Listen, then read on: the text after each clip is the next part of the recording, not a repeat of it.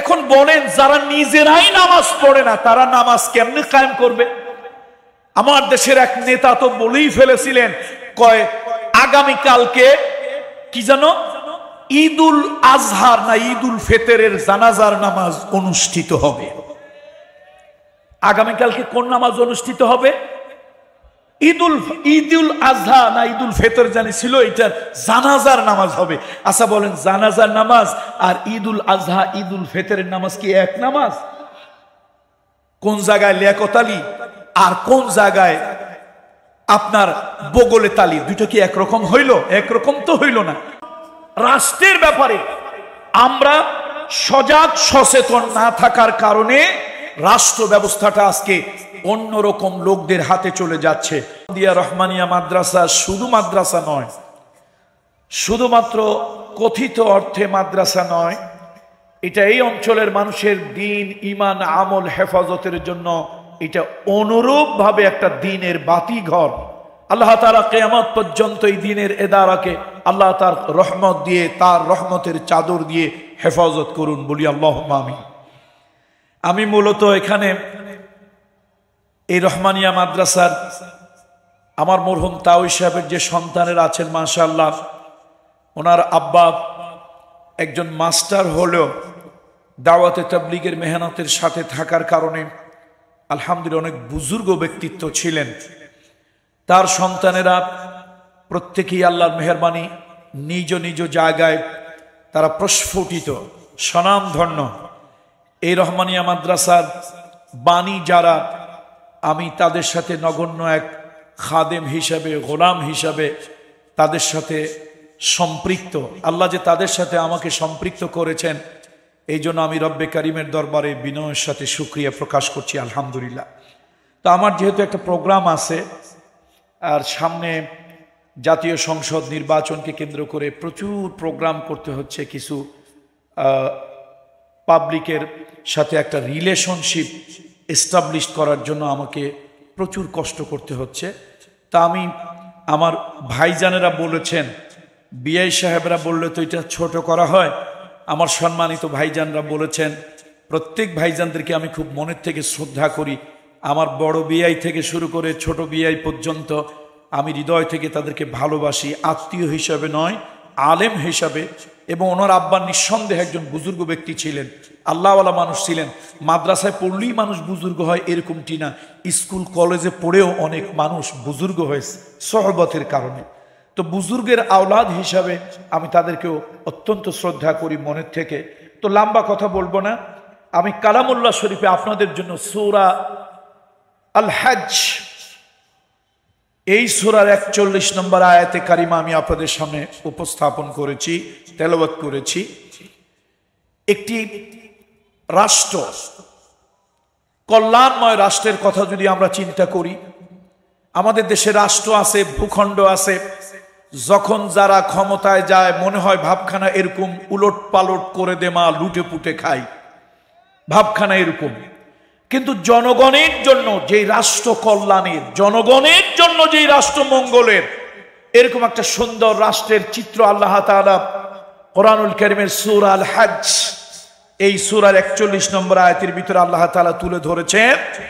কোন ইমানদার মুমিন মুসলিমদেরকে যদি আল্লাহ তাআলা একটি ভূখণ্ড দান করেন, একটি স্বতন্ত্র রাষ্ট্র আল্লাহ তাআলা যদি দান করেন, তো কি কাজ তারা করবে, সেই রাষ্ট্রে তারা কোন কাজ করবে, এই কথাটা আল্লাহ তাআলা সুন্দর করে তুলে ধরেছেন। আল্লাযীনা ইম্মাক্কান্নাহুম ফিল আরদ আকামুস সালাত। আল্লাহ তাআলা যদি কোনো ইমানদারদেরকে রাষ্ট্র ক্ষমতা প্রদান করেন, অথবা যদি ইমানদারেরা কোনো ভূখণ্ডের মালিক হয়, আল্লাহ দয়া করে করে দেয়, ওই ইমানদারেরা চারখানা কাজ করবে। আল্লাহ তাআলা বলেছেন চারটা কাজ তারা করবে। প্রথম কাজ হলো আকামুস সালাত, সালাত তারা কায়েম করবে। ওয়া আতাউজ যাকাত, যাকাত ভিত্তিক অর্থ ব্যবস্থা তারা চালু করবে। ওয়া আমারু বিল মা'রুফ, সৎ কাজের আদেশ দেবে। ওয়া নাহাউ আনিল মুনকার, আর তারা অসৎ কাজে বাধা প্রদান করবে। ওয়ালিল্লাহি আকিবাতুল উমুর, আর সব কাজের পরিণতি বা সব কাজের প্রাপ্তি তো মহামহিম আল্লাহ তাআলার কাছেই। অর্থাৎ বান্দা যত ভালো কাজ করবে এর প্রতিদান, এর সওয়াব, এর বদলা, এর জাযা বান্দা আল্লাহর কাছে পাবে। আমাদের ধারণা হলো শুধু তাসবিহ পড়াই বোধহয় মুসলমানদের কাজ, শুধু বোধহয় খতম, মিলাদ, তারপরে হলো জানাজা পড়ানো, এটাই বোধহয় মুসলমানদের কাজ। মুহাম্মদ রাসূলুল্লাহ সাল্লাল্লাহু আলাইহি ওয়াসাল্লাম রাত জেগে ইবাদত বন্দেগী করছেন, রাত জেগে ইবাদত বন্দেগী করছেন। ওহী যখন রাসূলুল্লাহর উপরে এলো, আল্লাহর হাবিব মক্কায় প্রচুর ইবাদতের মধ্যে সময় কাটাতেন, বিশেষ করে রাতের পর রাত রাসূল আকরাম সাল্লাল্লাহু আলাইহি ওয়াসাল্লাম, হাবিবে কিবরিয়া মুহাম্মদ রাসূলুল্লাহ সাল্লাল্লাহু আলাইহি ওয়াসাল্লাম রাতের পর রাত তিনি কাটিয়ে দিতেন সিজদার মধ্যে, রুকুর ভিতরে, তাহাজ্জুদের নামাজের ভিতরে। আল্লাহ তাআলা বলেন, وَمِنَ اللَّيْلِ فَتَهَجَّدْ بِهِ نَافِلَةً لَكَ عَسَىٰ أَن يَبْعَثَكَ رَبُّكَ مَقَامًا مَحْمُودًا। রাতের কিছু অংশ আপনি তাহাজ্জুদের নামাজের ভিতরে কাটাবেন, যেটা হলো অতিরিক্ত আপনার জন্য একটা ইবাদত। রাসূলুল্লাহ সাল্লাল্লাহু আলাইহি ওয়াসাল্লাম এগুলি করেছেন আর দ্বীনের দাওয়াত দিয়েছেন। এরপরে আল্লাহ তাআলা মক্কি জীবনের শেষের দিকে আল্লাহ তার জন্য কি সুন্দর সুন্দর দোয়া আল্লাহ তাআলা শিখিয়ে দিলেন, ওয়াকুর রব্বি আদখিলনি মুদখালা সিদকিন ওয়া আখরিজনি মুখরাজা সিদকিন ওয়াজআল লি মিন লাদুনকা সুলতানান নাসীরা। আপনি আল্লাহর কাছে দোয়া করুন, আল্লাহ কোন জনপদ থেকে যখন আমাদেরকে বের করবেন কল্যাণের সাথে বের করেন, কোন জনপদে যখন আমাদেরকে প্রবেশ করাবেন কল্যাণের সাথে প্রবেশ করান। আর আল্লাহ ওয়াজআলনি মিন লাদুনকা সুলতানান নাসীরা, আয় আল্লাহ তাআলা আমাদের জন্য বা আমাকে আপনি বিশেষ এমন ক্ষমতা দান করেন যার সাথে সাহায্য থাকবে। আল্লাহর কাছে এখানে এই যে সুলতানান নাসীরা বলে আল্লাহ তাআলার হাবিব রাষ্ট্র ক্ষমতার জন্য আল্লাহর কাছে দোয়া করেছেন। মুহাম্মদ রাসূলুল্লাহ সাল্লাল্লাহু আলাইহি ওয়াসাল্লাম মদিনায় গেলেন, সেখানে শুধু মুসলমান ছিল না, অন্যান্য ধর্মের লোকও ছিল। মুহাম্মদ রাসূলুল্লাহ সাম্প্রদায়িক সম্প্রীতির জন্য, অন্য ধর্মের লোকদের মন জয় করার জন্য, মুআল্লাফাতুল কুলুব, হৃদয় জয় করার জন্য রাসূল সাল্লাল্লাহু আলাইহি ওয়াসাল্লাম বাইতুল্লাহ মক্কা মুকাররমার দিকে ফিরে নামাজ না পড়ে 17 মাস পর্যন্ত বাইতুল মুকদ্দাসের দিকে ফিরে সালাত আদায় করেছেন। আমাদের দেশে রাজনীতি যারা করেন, আমাদের দেশে পলিটিক্স যারা করেন, তাদের ভালো করে জানা দরকার, এদেশে যারা পলিটিক্স করে দুনিয়ার সব জ্ঞান তাদের থাকে, কিন্তু দুর্ভাগ্য ইসলামের কোনো জ্ঞান তাদের থাকে না। কথা ঠিক কিনা বলুন? তারা সাম্প্রদায়িক সম্প্রীতির কথা বলে, কথায় কথায় সাম্প্রদায়িক সম্প্রীতির কথা বলে, অথচ তাদের দ্বারাই অমুসলিমরা বেশি নির্যাতিত হয়, নিগৃহীত হয়, অত্যাচারিত হয়। আপনি দেখেন এই এলাকার ভিতরে এক নামে চিনে মানুষ হাসামদিয়া, পূর্ব হাসামদিয়া রহমানিয়া মাদ্রাসা, ওদিকে ওই যে মানুষ ঈদগাহ, ওখানে যে আমাদের বিশাল একটা কওমি মাদ্রাসা, লোকেরা এই অঞ্চলের লোকেরা চিনে। আচ্ছা বলেন তো, এই মাদ্রাসার একজন শিক্ষক, একজন ওস্তাদ, একজন খাদেম, একজন ইমাম, একজন মুয়াজ্জিন, একজন মুসল্লি অথবা একজন ছাত্র কবে কার মন্দির ভাঙ্গার জন্য, কবে কার উপাসনালয় ভাঙ্গার জন্য, কবে কোন হিন্দুর মাথায় বাড়ি দেওয়ার জন্য, কবে কোন হিন্দুর আপনার বাড়িঘর জ্বালিয়ে পুড়িয়ে দেওয়ার জন্য গেছে, আপনারা এই নজির দেখাতে পারবেন না। অথচ আমি চোখে আঙ্গুল দিয়ে হাজারো প্রমাণ আমি দিতে পারবো। এদেশের সংখ্যালঘুরা নির্যাতিত বিশেষ 2-3টা দলের দ্বারা হয়েছে। যখন যাদের দরকার হয়েছে, কিছু লোক আছে সুযোগ সন্ধানী, বৃষ্টি নামে কলকাতায়, ছাতি ধরে ঢাকায়, বৃষ্টি পড়ে ঢাকায়, ছাতা ধরে কলকাতায়, এরকম কিছু সুযোগ সন্ধানী লোকজন আছে কি নাই? সুতরাং এই যে ধর্মীয় সম্প্রীতির কথা বলেন, এই সম্প্রীতি মুহাম্মদ রাসূলুল্লাহ থেকে শিখতে হবে। আল্লাহর নবী মুহাম্মদ রাসূলুল্লাহ মদিনায় যাওয়ার পরে বুজুর্গি যদি শুধু মসজিদের ভিতরে হতো, বুজুর্গি যদি শুধু পাগড়ি মাথায় দিয়েই হতো, বুজুর্গি যদি শুধুমাত্র তাসবিহ পড়েই হতো, বিশ্বনবী মুহাম্মদ রাসূলুল্লাহ সাল্লাল্লাহু আলাইহি ওয়াসাল্লাম মদিনায় যাওয়ার পরে রাষ্ট্র ক্ষমতার প্রধান তিনি হতেন না। রাসূলুল্লাহর পরে বিশ্বের সবথেকে বড় বুজুর্গকে আবু বকর সিদ্দিক। আবু বকর সিদ্দিক ইবনে কুহাফা রাদিয়াল্লাহু তাআলা আনহু, আবু দরদা নামক রাসূলুল্লাহর একজন দরবেশ সাহাবী। একদিন তিনি হেঁটে যাচ্ছেন, লক্ষ্য করেননি তার পিছনে পিছনে আবু বকর সিদ্দিক রাদিয়াল্লাহু তাআলা আনহু হাঁটতেছে। নবীজি এই দৃশ্যটা দেখে ডাক দিলেন, ইয়া আবু দরদা, হে আবু দরদা। রাসূলুল্লাহ তার দৃষ্টি আকর্ষণ করলেন। আবু দরদা একটু দরবেশ মানুষ, তর্কুদ দুনিয়া, দুনিয়াতে কি মানুষ। নবীজির দিকে তিনি তাকালেন। আল্লাহ নবী বললেন, আবু দরদা তুমি কার দিকে, কারকে পিছনে রেখে হাঁটতেছো? আবু দরদা তাকিয়ে দেখেন হযরত আবু বকর সিদ্দিক ইবনে কুহাফা রাদিয়াল্লাহু তাআলা আনহু। নবীজি তাকে সতর্ক করলেন, খবরদার আবু দরদা, খবরদার আবু দরদা, আমার আবু বকরের সামনে হাঁটবে না, আমার আবু বকরের সামনে হাঁটবে না। তার কারণ হলো আল্লাহর সূর্য পূর্ব আকাশে উদয় হয়, পশ্চিম আকাশে অস্তমিত যায়। আমার নবীদেরকে, আল্লাহর পয়গম্বরদেরকে বাদ দিলে আবু বকরের থেকে কোনো বুজুর্গ ব্যক্তি পৃথিবীতে হয় নাই যার উপরে সূর্য উদয় হয়েছে, অথবা এমন কোনো ব্যক্তি পৃথিবীতে হবে না যার উপরে সূর্য অস্তমিত যাবে। সুতরাং পয়গম্বরদেরকে বাদ দিলে মানব কুলের সব থেকে বড় বুজুর্গ, সব থেকে বড় অলি, সব থেকে বড় ভালো মানুষ, সব থেকে বড় আল্লাহওয়ালা মানুষ, সব থেকে প্রশান্ত হৃদয়ের মানুষ হচ্ছেন সাইয়্যিদুনা আবু বকর সিদ্দিক। এবার আপনাদের কাছে আমার প্রশ্ন, রাসূলুল্লাহর পরে রাষ্ট্র ক্ষমতা দ্বিতীয় কে গ্রহণ করলো? এবার আসুন, রাসূলুল্লাহ বলেছেন নবুয়তির সিলসিলা বন্ধ, আনা খাতামান নবিয়্যিন। নবী হলেন তিনি, নবুয়তি সিলসিলার শেষ খাতাম। রাসূলুল্লাহ বলেন আমার পরে আর কেউ নবী হবে না। যদি কেউ নবী হয় লাকানা ওমর, যদি আমার পরে কেউ নবী হয় সে নবী হবে ওমর। এবার আপনাদের কাছে আমার প্রশ্ন, আবু বকর সিদ্দিক ইবনে কুহাফা রাদিয়াল্লাহু তাআলা আনহু, তারপরে ইসলামী স্টেটের প্রেসিডেন্ট বলেন, খলিফা বলেন, আমির বলেন, খাদেম বলেন, রাষ্ট্রপ্রধান বলেন, কে হয়েছিল? আবু বকর সিদ্দিক, হযরত ওমর ইবনুল খাত্তাব হয়েছিল। আমাদের দেশে এই বুজুর্গ আল্লাহওয়ালা ব্যক্তিগুলি রাষ্ট্র ক্ষমতায় না যাওয়ার কারণে ফাসেক, ফুজ্জার, চোর, ডাকাত, বদমাশ, মদখোর, বোতলখোর, মাগিখোর, এইগুলা হলো রাষ্ট্রের প্রধান হয়, দেশের অভিভাবক হয়। কথা ঠিক কিনা বলেন? যদিও ভাষা একটু শুনতে খারাপ হয়, যদিও ভাষা শুনতে একটু খারাপ লেগেছে, কিন্তু আসলে এটাই বাস্তবতা, এটাই রিয়ালিটি। আবার আমাদের ব্যাপারে বলা হয় আমরা মোল্লা মৌলবীরা ক্ষমতায় আসলে নাকি দেশে অশান্তি লাগবে, দেশে নাকি 12:30 বেজে যাবে, বেকারত্বের সংখ্যা বেড়ে যাবে। হাফিজুর রহমতুল্লাহ আলাইহি তওবার ডাক নিয়ে বুড়ো বয়সে তিনি রাষ্ট্রের ক্ষমতা গ্রহণ করার জন্য আসছিলেন। হাফিজ হুজুর বুড়ো বয়সে আসছিলেন। আপনারা জানেন টাকেরহাটের পীর সাহেব মরহুম দেলওয়ার হোসেন আনসারী নওয়ারাল্লাহু মারকাদাহু ওয়া জাআলাল জান্নাতা মাসওয়াহু, আমার আব্বাকে তিনি খুব ভালোবাসতেন, সন্তানের মতো ভালোবাসতেন। মাঝে মাঝে তিনি আমাদের বাড়িতে চলে আসতেন, ছেলের মতো আবেগ নিয়ে, দরদ নিয়ে চলে আসতেন।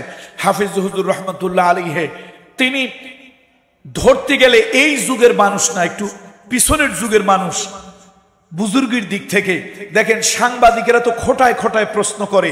এক ঠোঁটকাটা সাংবাদিক তাকে একটা বিব্রতকর প্রশ্ন করে বসলো, ঠোঁটকাটা সাংবাদিক তাকে বিব্রতকর প্রশ্ন করে বসলো, হুজুর আপনাদেরকে যে রাষ্ট্র ক্ষমতায় আনবো, রাষ্ট্রের তো 12:30 বেজে যাবে, আপনারা রাষ্ট্র ক্ষমতা গ্রহণ করলে দেশের বেকারত্ব বন্ধ হওয়া তো দূরের কথা, উল্টা বেকার সমস্যা আরো বেড়ে যাবে।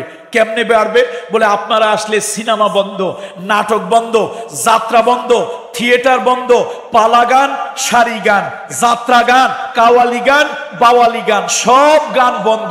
এখন এই সিনেমা বন্ধ, টেলিভিশন বন্ধ, কাওয়ালি বাওয়ালি, যাত্রা ফাত্রা, যত মুর্শিদি মারেফতি যত গান আছে সব বন্ধ। তাহলে নায়ক নায়িকা, গায়ক গায়িকা, অভিনেতা অভিনেত্রী, সব মানুষগুলা বেকার হয়ে যাবে। দেশে তো এমনি বেকার আছে, এতগুলা মানুষ বেকার হয়ে আরো বেকারত্বের সমস্যা বেড়ে যাবে, দেশের অবস্থা 12:30। আমার মনে হয় হাফিজ হুজুর এই উত্তরটা দিতে পারেন নাই।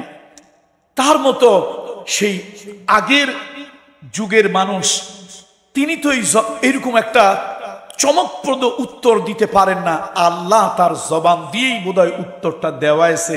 আল্লাহ তাআলা এই যুগের মতো করে লেটেস্ট যুগের একটা উত্তর হাফিজ হুজুরের জবান থেকে আল্লাহ বের করে দিলেন।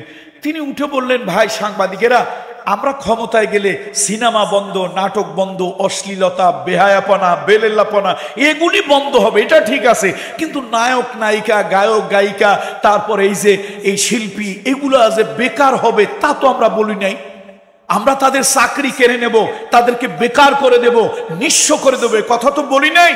তখন কারি বেরায়েত সাহেব রহমতুল্লাহ আলাইহি বেঁচে ছিলেন, জীবিত ছিলেন। হাফিজ হুজুর বললেন, আমি নিয়ত করছি আমরা রাষ্ট্র ক্ষমতায় গেলে এই অকাম কুকাম উল্টাপাল্টা কাজ তো বন্ধ করে দেব, তবে এই নায়ক নায়িকা, গায়ক গায়িকা এরা তো ভালো বুদ্ধিমান হয়, ব্রেনই হয়। আমি চিন্তা করতেছি কারি বেলায়েত সাহেবের মাদ্রাসায় মারকাজে পাঠায় দেব, মহিলাদেরকে এক জায়গায়, পুরুষদেরকে এক জায়গায়, সুন্দর করে কোরআনের, দ্বীনের, দাওয়াতের, তালিমের ট্রেনিং দেওয়াবো।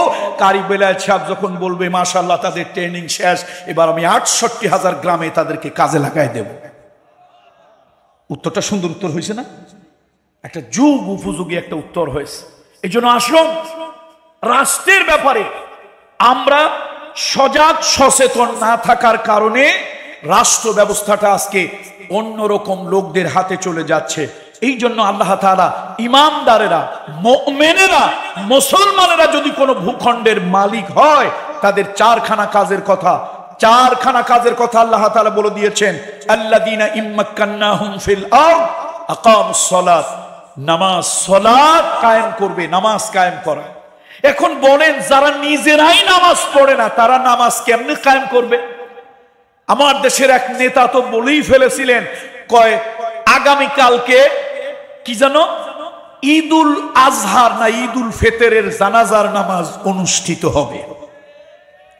আগামীকালকে কোন নামাজ অনুষ্ঠিত হবে? ঈদুল আজহা না ঈদুল ফিতর জানি ছিল, এটার জানাজার নামাজ হবে। আচ্ছা বলেন, জানাজার নামাজ আর ঈদুল আজহা ঈদুল ফিতরের নামাজ কি এক নামাজ? কোন জায়গায় লিয়াকত আলী আর কোন জায়গায় আপনার বগলে তালি, দুটো কি একরকম হইল? একরকম তো হইল না। জানাজার সালাত ৪ তাকবীর, তবে তাতে সেজদা নাই, রুকু নাই। আর আমাদের মানহাজ, হানাফি মানহাজ মাসলাক অনুযায়ী ঈদের সালাত অতিরিক্ত ৬ তাকবীর। অন্যান্য মানহাজ মাসলাকের লোকেরা হয়তো বেশি দিয়ে তারা পড়েন। তাহলে এই যে অতিরিক্ত তাকবীর, এখানে রুকু আছে, সেজদাও আছে, কথা ঠিক কিনা বলেন? তো এতটুকু পার্থক্য যেই নেতায় জানে না, মুসলমানের দেশে ওইরকম নেতারে যদি ইমাম নেতাগিরি দেন, তাহলে তো সর্বনাশ হয়ে যাবে, সর্বনাশ হয়ে যাবে। ঈদের নামাজ পড়তে গিয়ে জানাজার নামাজ পড়বে, জানাজার নামাজ পড়তে গিয়ে আল্লাহ না করুন হয়তো ঈদের নামাজও পড়ে ফেলতে পারে। এই জন্য রাষ্ট্র ক্ষমতা যারা যাবে, ও মুসলমান, তোমার দেশে হিন্দু থাকবে, বৌদ্ধ থাকবে, খ্রিস্টান থাকবে, তারা এদেশে নাগরিকদের মতো ট্যাক্স দিবে, জিজিয়া দেবে। আপনি যেরকম রাষ্ট্রের ট্যাক্স দেন, তারা ওইরকম ইসলামী শরিয়াতের বিধান জিজিয়া দেবে। মুসলমান তার রক্তের নিরাপত্তা, জীবনের নিরাপত্তা, সম্পদের নিরাপত্তা, তার ধর্মীয় উপাসনালয়ের নিরাপত্তা মুসলমান দেবে। কিন্তু মুসলমান তারা যখন কোন রাষ্ট্র ক্ষমতা চালাবে, চারখানা কাজ করবে। প্রথম কাজ হলো সালাত কায়েম করা। আল্লাহ নবী ইন্তেকালের সময় রাজনীতি যারা করেন তারা শুনে রাখেন, আপনারা ভাবেন শুধু টুপি মাথায় দেওয়া, হুজুরগিরি করা ছাড়া আর বোধহয় ইসলামে কোনো রাজনীতি, সমাজনীতি, মানবতার রীতি নিয়ে কোনো কথাবার্তা নাই। এই ভুল ধারণাটাই আপনাদের মাথার মধ্যে ঢুকিয়ে দেওয়া হয়েছে। এ দেশ চালাবে ফাসে, খুজ্জার, বাটপার, টাউটার চালাবে। আর হুজুরেরা সব জানাজার নামাজ পড়ানোর জন্য মসজিদের ভিতরে লাইন ধরে দাঁড়ায় থাকবে। হুজুরদের দুনিয়ার কোনো কাজ নাই, এই কাজের জন্যই তারা আসছে। বন্ধুরা আমার, সালাত কায়েম করবে। বিশ্বনবী মুহাম্মদ রাসূলুল্লাহ আম্মা জান আয়েশা সিদ্দিকার হুজরার ভিতরে যখন ইন্তেকাল করলেন, মুনতাকিল হলেন, আম্মা জান আয়েশা সিদ্দিকার কোলে মাথা রেখে নবীজি পৃথিবী থেকে যখন বিদায় হলেন, আল্লাহ নবীর বিদায়ের আগে দুটি কথা বলে তিনি পৃথিবী থেকে বিদায় হয়েছেন। পলিটিক্স যারা করেন তারা ভালো করে মনে রাখবেন, দুটি কথা বলে বিদায় হয়েছে। একটা হচ্ছে আল্লাহর কথা বলেছেন, আর একটা বলছেন নির্যাতিত, অবহেলিত মানুষের অধিকারের কথা বলেছেন।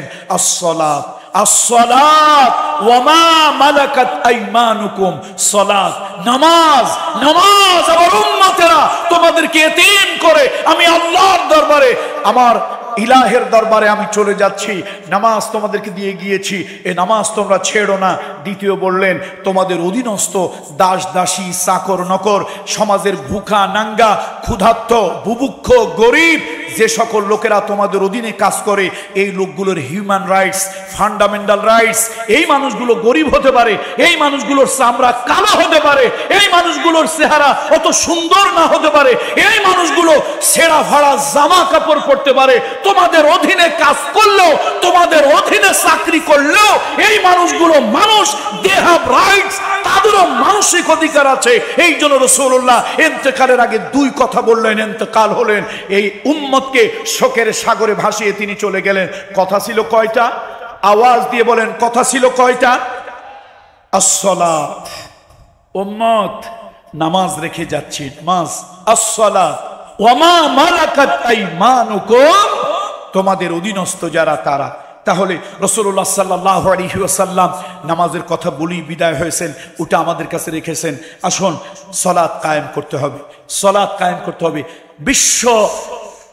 বিশ্বের সব বুজুর্গদের ভিতরে একজন দামি বুজুর্গ, একজন ওয়াইজিন, যার ওয়াজ আল্লাহ তাআলা নিজে পছন্দ করেছেন, তিনি হচ্ছেন হযরত লোকমান। 31 নম্বর সূরায় হযরত লোকমান তার সন্তানদেরকে একটা নসিহা করলেন, উপদেশ দিলেন।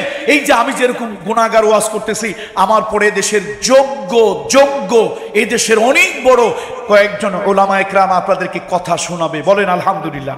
আলহামদুলিল্লাহ। তাদের মধ্যে সবথেকে অযোগ্য হলাম আমি, তারা প্রত্যেকেই যোগ্য, স্বমহিমায় তারা ভাস্কর হয়ে আছে। এই আলেম ওলামারা আপনাদেরকে নসিহা করবেন, উপদেশ দেবেন।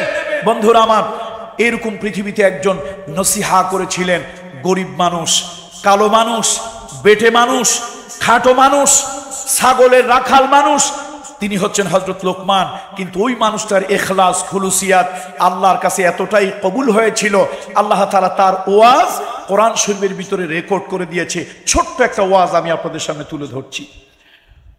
আল্লাহর বান্দা হযরত লোকমান তিনি ওয়াজ করলেন, ইয়া বুনাইয়া আকিমিস সালাতা ওয়া আমুর বিল মা'রুফ ওয়ানহা আনিল মুনকার ওয়াসবির আলা মা আসাবাক ইন্না যালিকা মিন আজমিল উমুর।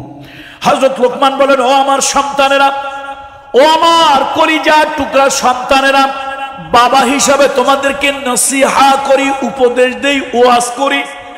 সালাত, সালাত, নামাজ কায়েম করো, আর সৎ কাজের আদেশ দাও, অসৎ কাজে বাধা প্রদান করো। যদি সৎ কাজের আদেশ দাও, অসৎ কাজে যদি বাধা প্রদান করো, তাহলে তোমার বিরুদ্ধে মামলা হবে, তোমার বিরুদ্ধে হামলা হবে, তোমার বিরুদ্ধে অত্যাচার হবে, নির্যাতন হবে। ভয় পেও না। ওয়াসবির ওয়াসবির আলা মা আসাবাক, তোমার উপরে যে বিপদ আপদ বালা মুসিবত তোমার উপরে এসেছে, তুমি ধৈর্য ধারণ করো। ইন্না যালিকা মিন আজমিল উমুর, এটা হলো তোমার জীবনের বড় অর্জন, এটা হলো তোমার জীবনের বড় অ্যাচিভমেন্ট। সুবহানাল্লাহ, সুবহানাল্লাহ। তাহলে বোঝা গেল, আপনি নামাজটা ঠিক মতো পড়বেন, সত্যের পক্ষে থাকবেন, অন্যায় অসত্যের বিরুদ্ধে কথা বলবেন। এদেশের তাগুত, এদেশের বাতিল শক্তি মামলা দেবে, হামলা দেবে, জুলুম করবে, জেলে ভরবে, ফাঁসির মঞ্চে চড়াবে। আপনি নিজের ঘর বাড়ি ছেড়ে পালিয়ে পালিয়ে বেড়াবেন। কথা ঠিক কিনা বলুন বন্ধুরা আমার, বন্ধুরা আমার। এই জন্যই হযরত লোকমান বলেছিলেন, ওয়াসবির আলা মা আসাবাক, অধৈর্য হলে চলবে না। তাহলে আল্লাযীনা ইম্মাক্কান্নাহুম ফিল আরদ, মুমিনেরা যদি কোনো ভূখণ্ডের মালিক হয়, আল্লাহ যদি মুমিনদেরকে কোনো ভূখণ্ডের মালিক বানায়, 92% মুসলমান যে দেশে, 92 বাদ দিলাম, 80% মুসলমানও যদি হয়, তো আব্রাহাম লিঙ্কনের ডেমোক্রেসি অনুযায়ী এ দেশটা কার? কি মুসলমানের না? আব্রাহাম লিঙ্কনের ভাষায় যদি 92% বলি না, আমি 80% যদি বলি, তাহলে 80% মুসলমান হলে দেশটা তো মুসলমানের। আমি অমুসলিম ভাইদের অধিকার অস্বীকার করছি না। এদেশের সব আলেম মানহাজ, মাযহাবগত, মাসলাকগত মতের কিছুটা ভিন্নতা থাকতে পারে, কিন্তু অমুসলিমদের অধিকারের ব্যাপারে এদেশের সব আলেম একমত। বলেন আলহামদুলিল্লাহ, তাদের অধিকার। তাহলে আমার দেশের একজন নাগরিক, হিন্দু, বৌদ্ধ, খ্রিস্টান, সে তার নাগরিক অধিকার, ডেমোক্রেসিক যে অধিকার আছে, রাইটস, সেগুলো সে পাবে। কিন্তু আপনাদের আব্রাহাম লিঙ্কনের ভাষার ডেমোক্রেসি যদি হয় যে মেজরিটি পার্সেন্টের মতামত, তাহলে তো আমরা 80% মুসলমানই বাংলাদেশে। কেন এ দেশটা মুমিনের ভূখণ্ড হবে না? আর মুমিনের ভূখণ্ড যদি হয়, নামাজ কেন কায়েম হবে না? যাকাত ভিত্তিক অর্থ ব্যবস্থা কেন চালু হবে না? আমার দেশের যাকাত ভিত্তিক অর্থ ব্যবস্থা নাই, আছে সুদ ভিত্তিক অর্থ ব্যবস্থা। ইয়ামহাকুহুল্লাহু রিবা ওয়া ইউরবিস সাদাকাত। আল্লাহ তাআলা যার দ্বারা সম্পদ বাড়িয়ে দেয়, বারাকাতের দরজা আল্লাহ খুলে দেয়। আজকে সেই যাকাত, সাদকা, দান ভিত্তিক, আপনার কর্জে হাসানা ভিত্তিক অর্থ ব্যবস্থা নাই। Transaction, financial transaction, financial correspondence, এগুলি ইসলামিক ওয়েতে হচ্ছে না, হচ্ছে সুদ ভিত্তিক পন্থায়। অথচ এদেশের 92% এদেশের মানুষ মুসলমান। কি তামাশা! সুতরাং আসুন, আল্লাহ তাআলা নামাজ কায়েমের কথা বলেছেন, যাকাত আদায়ের কথা বলেছেন, ও আমারু বিল মারুফ, সৎ কাজের আদেশ দেবে, অসৎ কাজে বাধা দেবে।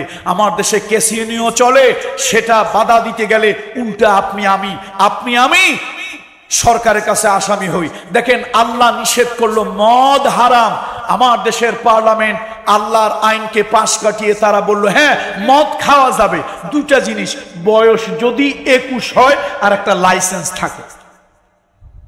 একটা লাইসেন্স থাকলে আপনি মদ খেতে পারবেন, অসুবিধা নাই। আর হলো আপনার বয়স 21 হওয়া লাগবে, তার মানে 21 বছরে আপনার ম্যাচিউরিটি আসে।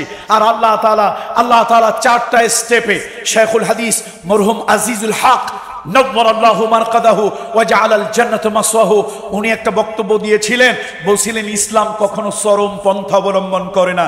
আল্লাহ তাআলা মদ নিষিদ্ধ করেছিলেন, একবারই মদ আল্লাহ নিষিদ্ধ করেন নাই, 4 বার আয়াত দিয়ে 4টা স্টেপে আল্লাহ তাআলা করেছিলেন। তাহলে এই যে মদ আল্লাহ নিষিদ্ধ করলেন, অবৈধ করলেন, অথচ আমার মুসলমানের দেশে মদ বৈধ যদি হয় বয়স 21, আর যদি থাকে আপনার কি একটা লাইসেন্স।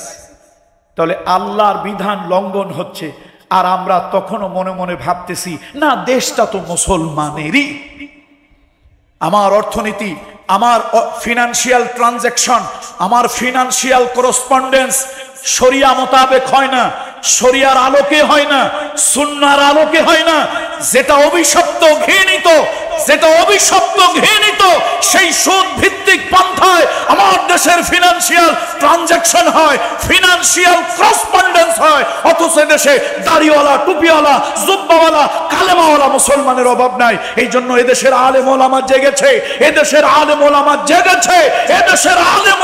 জেগেছে, আল্লাহর বান্দারা জেগেছে। আসুন, এদেশে ইসলামী শরিয়া ভিত্তিক অর্থ ব্যবস্থা চালু করতে হবে। সৎ কাজের আদেশ হবে, অসৎ কাজে বাধা প্রদান করতে হবে। মান রাআ মিনকুম মুনকারান ফালইয়ুগাইয়িরহু বিয়াদিহি ফাইন লাম ইস্তাতি' ফাবিলিসানিহি ফাইন লাম ইস্তাতি' ফাবিকলবিহি যালিকা যঈফুল ঈমান। এই কথা বলা হয়, যালিকা আযআফুল ঈমান। সুতরাং আসুন, আপনারা ঈমানের সব দিক দিয়ে দরজা বাড়াতে চান, যদি দিলে দিলে ঘৃণা করেন, বাতিলের রাজত্ব চলবে, তাগুতের রাজত্ব চলবে, বাতিলের উন্মত্ত নৃত্য চলবে। ঈমানদারেরা ঘর বাড়ি হারিয়ে পালিয়ে বেরোবে, মাদ্রাসার ছাত্রগুলি আতঙ্কে থাকবে। 5 জন দিনের মানুষ এক জায়গায় বসে দ্বীনের তালকিন করতে পারবে না। সরকার বিরোধী নাশকতার পরিকল্পনা বলে থানায় তাদেরকে গ্রেফতার করে নিয়ে যাওয়া হবে। এই দীর্ঘ 15 বছর, 15.5 বছর বলেন আপনারা যতই লেকচার দেন, সব থেকে বেশি নির্যাতিত কারা হয়েছে? আমি আমি একেবারে কড়ায় গণনায় হিসাব করে বলতে পারবো এই 15.5 বছর আর তার আগে জরুরি সরকারের 2 বছর এদেশে সব থেকে বেশি নির্যাতিত হয়েছে এদেশের আলেম সমাজ।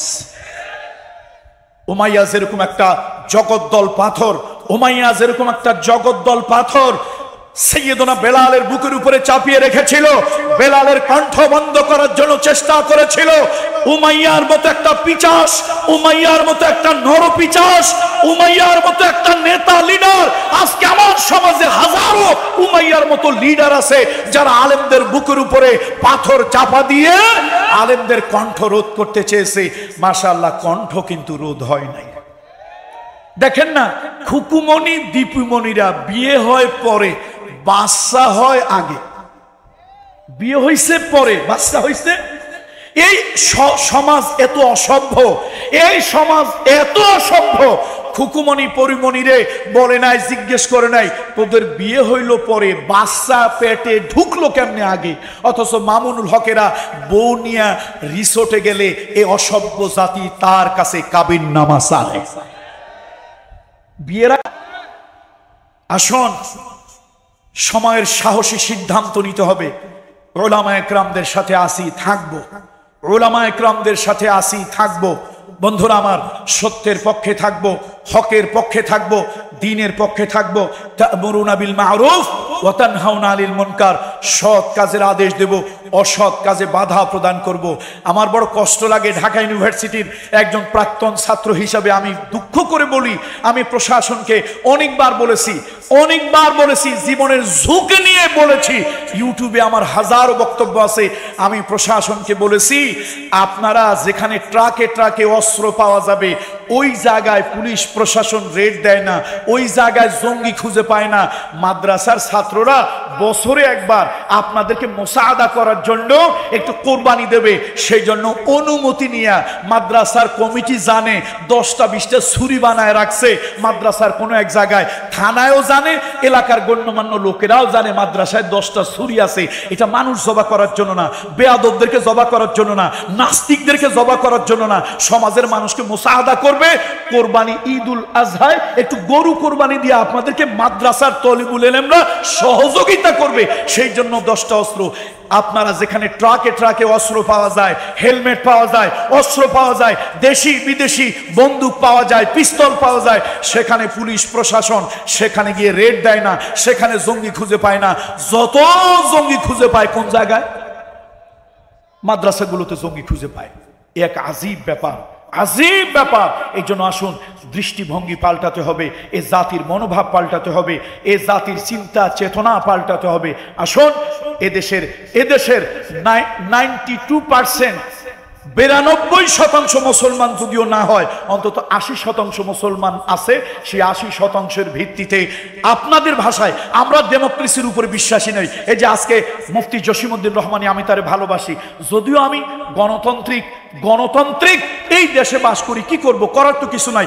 আফগানের মুজাহিদদের মতো তো রিভলিউশন করতে পারি না। আলহামদুলিল্লাহ, আল্লাহরই বান্দা, শক্ত ইমানের মানুষ। এই আব্রাহাম লিঙ্কনদের এই ডেমোক্রেসি বিশ্বাস করে না। কেমনে করবে? আপনি যেটা বলবেন এইটা সঠিক, আমি যেটা বলবো এইটা ভুল, আপনি যেটা বলবেন এইটা রাইট, আমি যেটা বলবো এইটা রং। আপনি চিল্লাইতে পারবেন, আমি চিল্লাইতে পারবো না।